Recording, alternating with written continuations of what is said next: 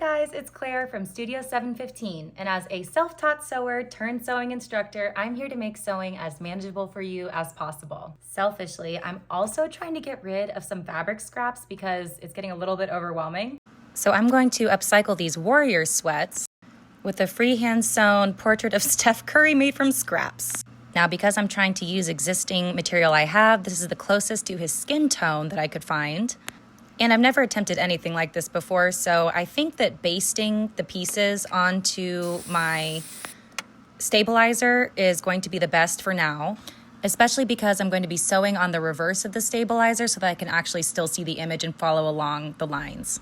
So you can see here when I flip it that I can still get the gist of where I'm supposed to sew. And I'm going to do it in a light thread, like white pretty much. So that way when I flip it back to its correct side, I can do the detail work in a dark thread and I won't have any weird lines. All right, my idea seems to be panning out. I think this is a good idea. So now I'm gonna cut off the excess scraps around the image. Okay, I'm actually getting kind of excited right now. It looks like arms and legs.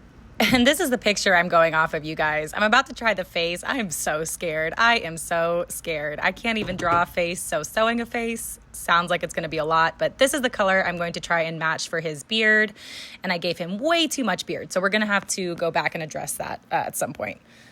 And before I add the big base pieces, I added a couple more details in black, so again, that it'll show up on the back image. Like here, you can still see the jersey details, the champions on his hat. And I know the blue is a little dark for an actual Warriors jersey. It's giving Pacers, but I really wanted it to stand out against the true Warriors blue of the sweats. And now I switched to black thread where I'm doing all of the outline work and the details, like emphasizing his muscle structure and the actual structure of his arms, his hands, etc. And now the face, oh, so scary, so scary. For my first time, I'm actually really pleased with it, but moving forward, if I were to do this again, I would definitely put more details on the reverse for the face because I still felt like I had to freehand it a lot more than I was comfortable with. But like I said, for a first time, I'm really pleased with how this turned out. And it was actually a really fun project and a great way to use some of the scraps that have just been sitting, waiting for me to do something with them.